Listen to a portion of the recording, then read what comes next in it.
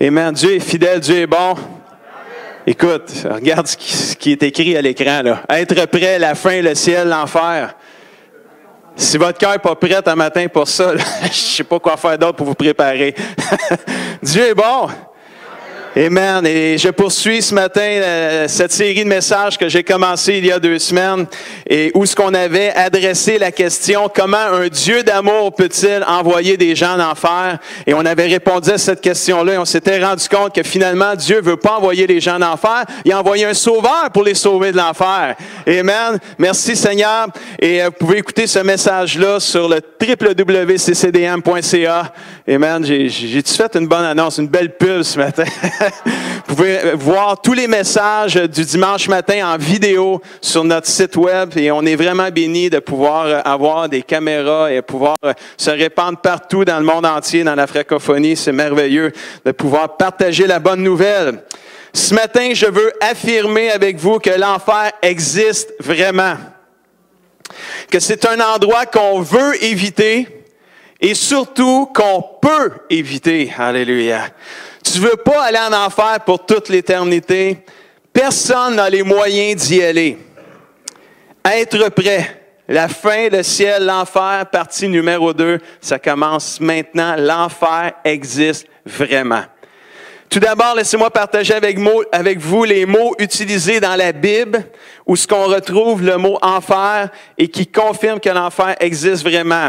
C'est pas écrit nécessairement enfer en français dans vos Bibles, mais les mots originaux, grec ou hébreu, tout dépendant dans quel testament qu'on prend, l'Ancien ou le Nouveau, on les retrouve. Premièrement, on voit dans le Deutéronome chapitre 32, verset 22, où ce que la Bible dit « Car le feu de ma colère s'est allumé et il brûlera tout jusqu'au fond du séjour des morts. » Le mot séjour des morts ici vient du mot hébreu Sheol, qui signifie monde souterrain. Et si on continuerait la définition, on arriverait au mot enfer. Donc, ce matin, je suis pas là avec vous pour vous dire et vous faire savoir que l'enfer, c'est dans la terre, à je sais pas combien d'étages en dessous de la terre. C'est pas ça qui est important ce matin, c'est pas ça le focus. Le focus qui est important, c'est réaliser que l'enfer existe vraiment, puis tu veux pas y aller.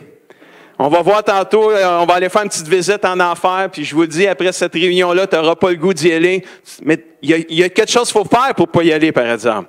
On a aussi, dans l'Apocalypse, chapitre 1, verset 18, Jésus a dit, « J'étais mort, et voici, je suis vivant. Au siècle des siècles, je détiens les clés de la mort et du séjour des morts. » Et ce mot-là, séjour des morts, c'est le mot Hadès en grec, qui signifie, Hadès, c'est le Dieu des profondeurs de la terre. Et c'est un autre mot aussi pour enfer, on le voit dans l'Apocalypse chapitre 1. Je détiens les clés de la mort et du séjour des morts, on retient ça. Autre mot qu'on voit dans la Bible pour l'enfer, c'est le mot géhenne. On est peut-être plus habitué avec ce mot-là dans Matthieu 5, 22. Celui qui dira insensé mérite d'être puni par le feu de la géhenne. Faites attention comment vous traitez votre prochain. Ça pourrait être passible d'un séjour dans l'éternité en mauvaise place. Le feu de la géhenne. Le géhenne, c'est un mot grec qui signifie un lieu du châtiment futur. C'est un symbole convenant aux méchants et à leur destruction future. C'est un autre mot pour le mot enfer. Ça, la géhenne, c'était comme le mot pour les Juifs. Et il y avait un mot aussi pour les Grecs de l'époque qui était ce mot-là, tartaro, qui est les plus profonds abîmes du Hadès, qui était le mot qu'on avait tantôt pour enfer, qui était le monde souterrain, les profondeurs de la terre. Et Tartaro, c'est plus profond que la profondeur de l'enfer. C'est assez profond. C'est creux. 2 Pierre 2,4. En effet, Dieu n'a pas épargné les anges qui ont péché. Ils sont devenus les démons. Mais il les a précipités et enchaînés dans l'abîme, le Tartaro, qui est un autre mot pour enfer, là où règnent les ténèbres, pour qu'ils y soient gardés en vue du jugement futur. Je voulais juste vous montrer par ces versets-là que le mot enfer se retrouve dans la Bible, appelé en français de différentes façons, mais dans le grec, on retrouve le mot enfer. L'enfer existe vraiment et Jésus a dit de l'enfer, et il en a parlé beaucoup dans la Bible, et dans Matthieu 25, verset 41, Jésus a dit, allez dans le feu éternel, qui est l'enfer, qui a été préparé pour le diable et ses gens. Il faut comprendre que l'enfer a été préparé pour le diable et ses démons suite à leur rébellion et à leur désobéissance. Parce que le diable, à l'origine, était un ange de lumière. Il était Lucifer, là. Et il s'est rebellé contre Dieu. Il a voulu prendre la place de Dieu. Il pouvait lire son récit dans le livre de Isaïe, chapitre 14. On n'a pas le temps de checker ça ce matin, mais Isaïe 14, c'est le récit de la chute de Lucifer qui est devenu le diable avec tous ses démons qui entraînaient avec lui. L'enfer est réservé à ceux qui suivent les traces du diable et des démons en se rébellant contre Dieu, en rejetant Jésus-Christ, le Sauveur. L'enfer est un lieu qu'on veut éviter et surtout qu'on peut éviter grâce à Dieu qui nous a assez aimés, qu'il a donné Jésus pour qu'on puisse être sauvés. Quelqu'un dit Amen ce matin. L'enfer existe vraiment et c'est un lieu de souffrance et de tourment éternel. On entend souvent des fois l'expression suivante quand les gens vivent un moment difficile puis vivent des grosses épreuves. C'est quoi qu'ils vont dire? Ils vont dire « Ah, c'est l'enfer! » là. Imaginez-vous, là.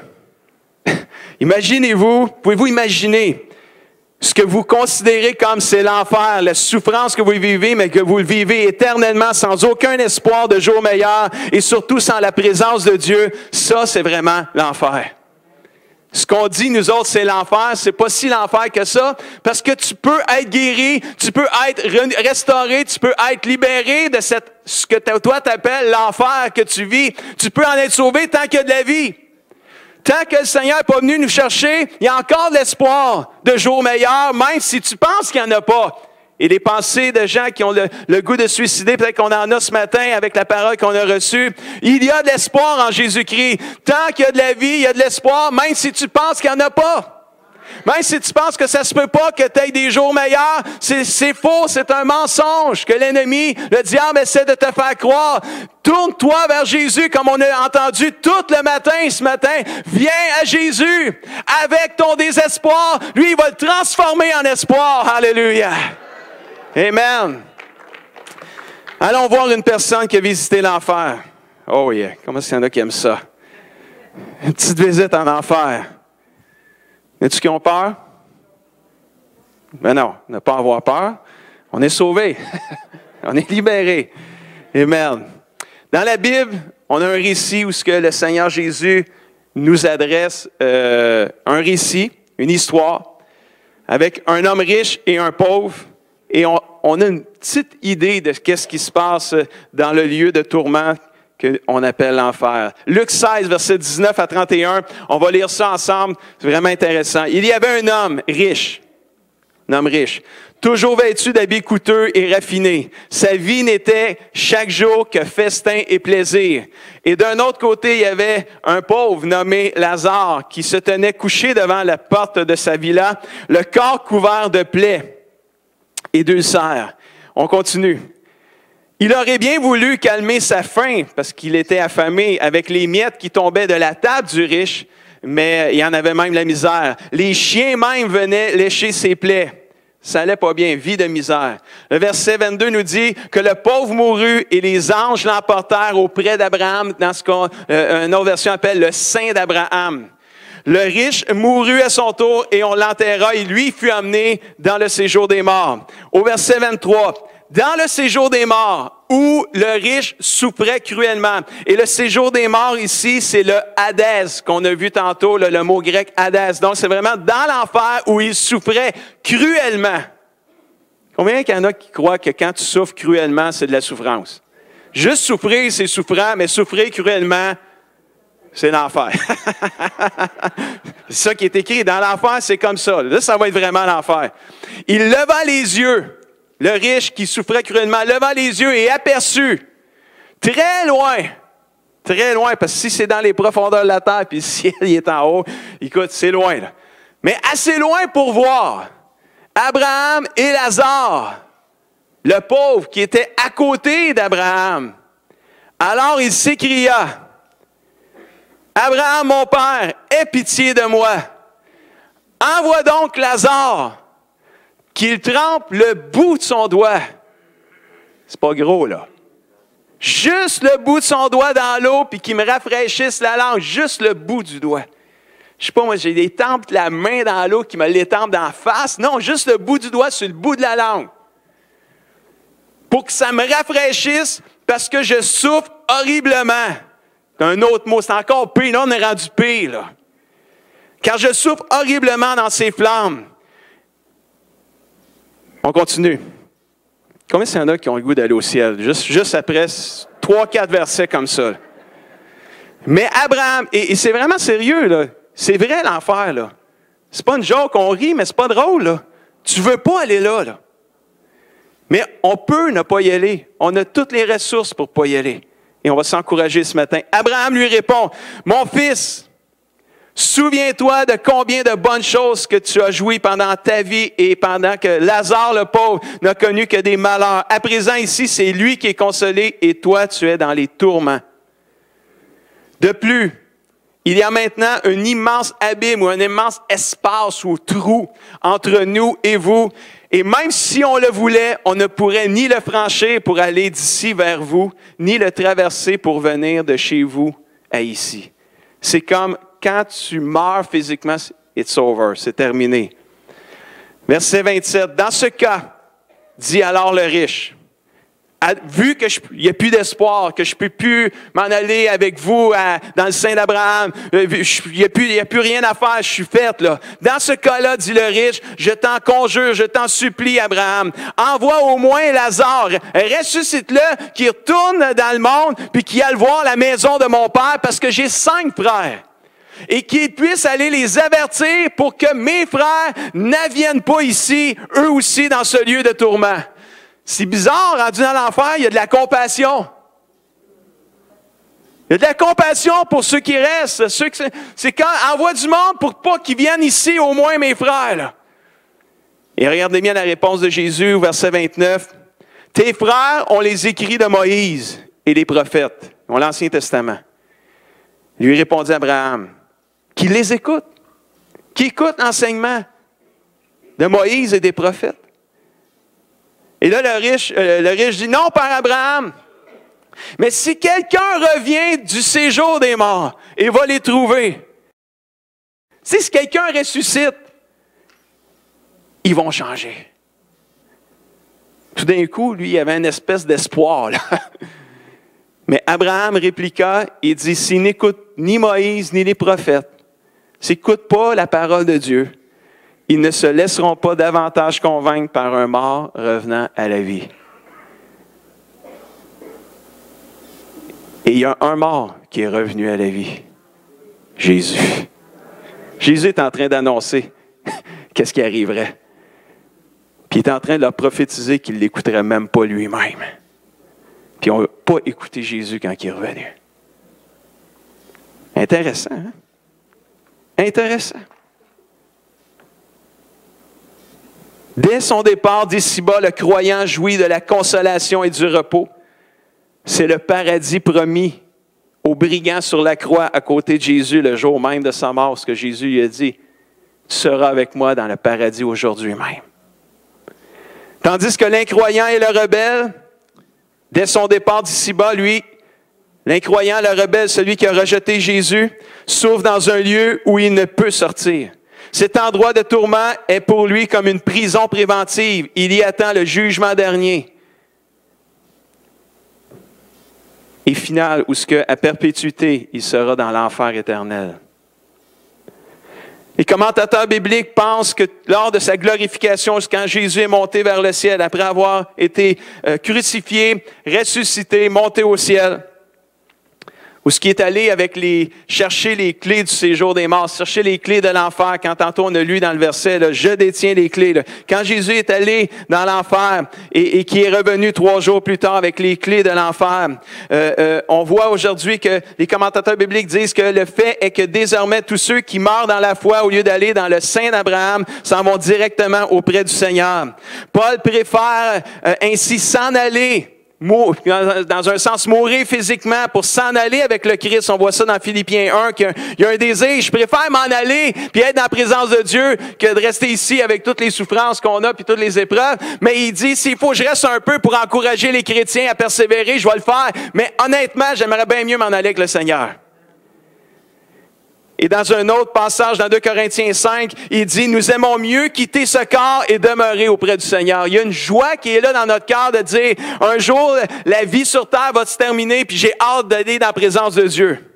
Qu'arrive-t-il au moment de ta mort physique? Pour l'incroyant et celui qui a rejeté Jésus, c'est une chose terrible que de tomber entre les mains du Dieu vivant, qui est un Dieu d'amour, mais qui est un Dieu juste aussi, comme on a vu il y a 2 semaines. Ça, on peut lire ça dans Hébreux 10, 31. J'ai pas les textes à l'écran, ça va aller vite, fait que prenez des notes ou réécoutez le message. Celui qui n'a pas accepté le pardon de Dieu meurt dans son péché, Jean 8, 24.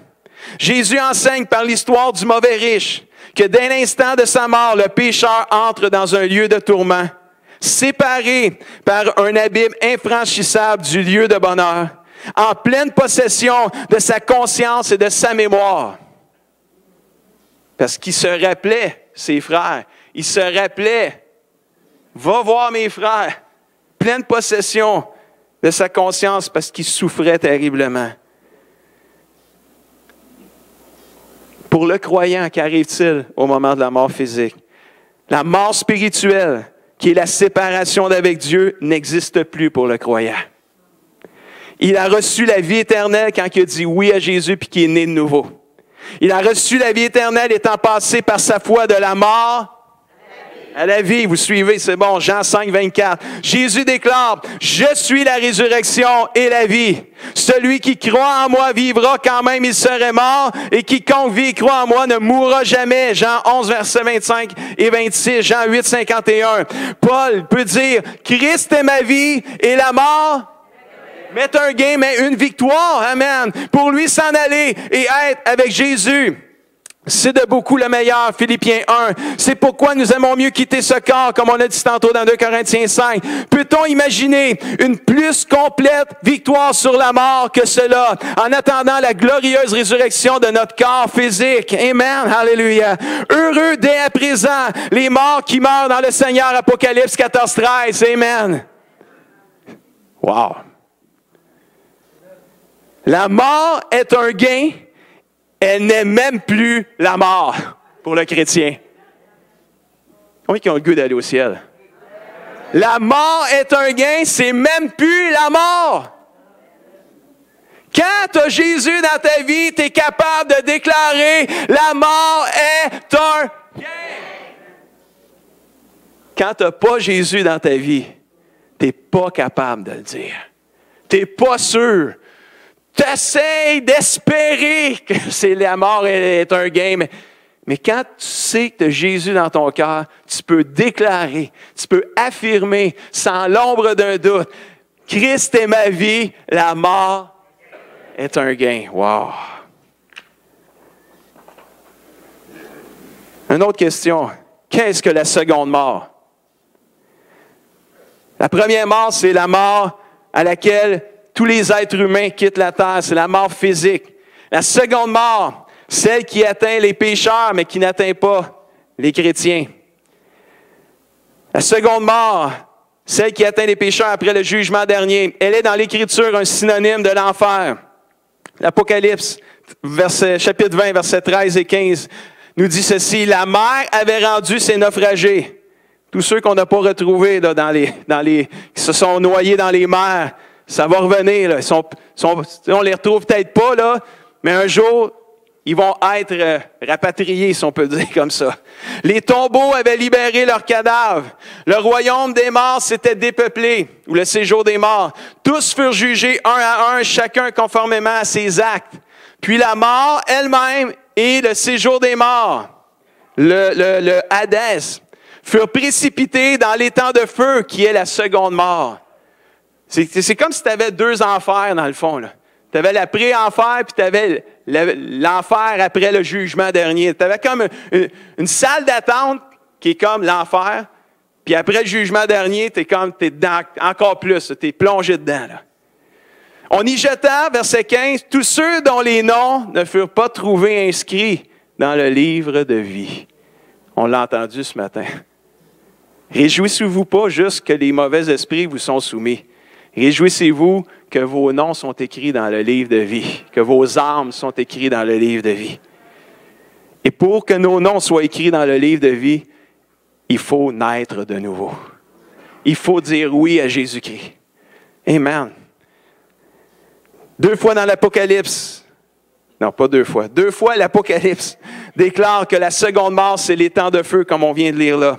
Les temps de feu, dans les temps de feu, les âmes, loin d'être anéanties, sont tourmentées jour et nuit au siècle des siècles pour l'éternité. C'est pourquoi aussi il est question de souffrir la seconde mort dans Apocalypse 2. Cependant, le Seigneur, et je termine avec ça, le Seigneur désire non pas la mort du pécheur, mais son salut éternel. Pourquoi mourriez-vous? Convertissez-vous donc et vivez, nous dit le Seigneur ce matin. Viens à moi, comme il a été dit tout l'avant-midi ce matin, pendant toute la réunion, pendant les louanges. 2 Pierre 3,9, je vais inviter Michel, s'il veut s'approcher. Avec Raymond, puis la personne à Easy Worship, Manon, je pense. 2 Pierre 3,9, le Seigneur n'est pas en retard dans l'accomplissement de sa promesse, comme certains se l'imaginent. Jésus revient bientôt. Plus que jamais, le Seigneur s'en vient, puis on le sait, puis les signes sont là. Mais des fois, on pense peut-être qu'il est en retard, le Seigneur, parce que ça fait longtemps. Mais le Seigneur, il n'est pas en retard.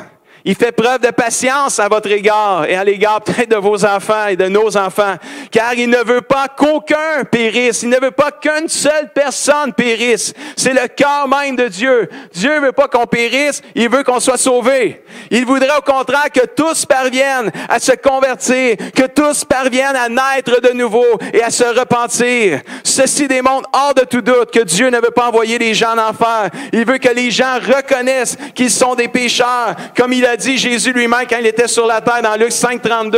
Je ne suis pas venu appeler ceux qui se croient justes. Je suis venu appeler ceux qui se reconnaissent pécheurs pour qu'ils changent leur vie et qu'ils naissent de nouveau et qu'ils puissent avoir accès au ciel. Alléluia. Deutéronome 30, mon dernier verset. Je vous préviens aujourd'hui en prenant le ciel et la terre comme témoins. Je mets devant vous la vie et la bénédiction d'un côté, la mort et la malédiction de l'autre. Moi, j'aime ça, là. Il nous dit, je te mets un choix, là. La vie d'un bord, la mort de l'autre bord. Mais je te dis quoi choisir, par exemple. Choisis donc la vie pour que vous puissiez vivre, vous et vos enfants, pour aimer le Seigneur, votre Dieu, en écoutant ce qu'il dit et en vous attachant à lui. Alléluia. Wow! Qu'est-ce que le Seigneur est en train de te dire ce matin?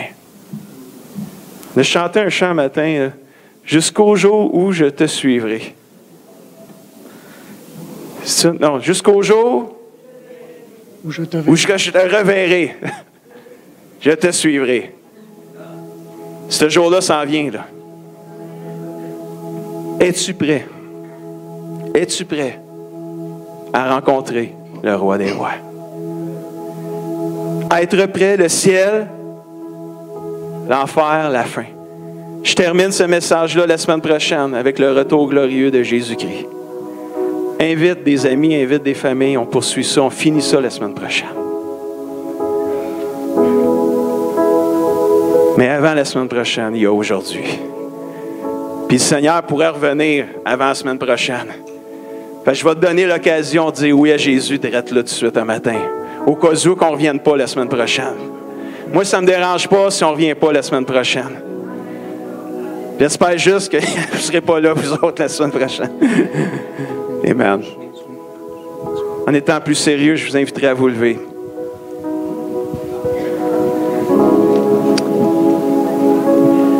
Que feras-tu avec le choix que Dieu met devant toi ce matin? Dieu met la vie d'un côté devant toi, Dieu met la mort de l'autre côté. Dieu met Jésus avec la vie, Dieu met le diable avec la mort. Dieu offre le ciel avec la vie, l'enfer avec la mort. Que feras-tu avec le choix de Dieu ce matin? Il y a plus de 30 ans, alors que j'avais seulement 15 ans, j'ai dit oui à Jésus. Et ce matin, je vais vous donner l'opportunité de dire oui à Jésus. J'en connais plein dans cette salle ce matin qui ont donné leur vie à Jésus, puis on a peut-être toutes sortes d'âges un matin. Ce n'est pas juste à 15 ans que tu peux donner ta vie à Jésus. Il y en a, c'est à 40, il y en a, c'est à 60. Il y en a même, c'est sur leur lit de mort qui ont dit oui à Jésus. Il n'est jamais trop tard pour dire oui à Jésus. Si vous vous sentez trop vieux ce matin, c'est un autre mensonge. C'est pas vrai, ça. Parce que tu vas te dire une affaire, si on est pour vivre toute l'éternité, on ne sera jamais assez vieux. On va être tout le temps jeune. Mais tous les vieux devraient dire amen à ça. Amen. Merci Seigneur. Est-ce qu'il y en a ce matin qui aimeraient dire, je reconnais que je suis un pécheur? Est-ce qu'il y en a ce matin qui aimeraient dire, j'ai besoin d'un sauveur? Est-ce qu'il y en a qui ne veulent pas aller en enfer, qui veulent aller au ciel? Mais tu n'as jamais reçu Jésus dans ton cœur. Tu n'as jamais dit oui à Jésus.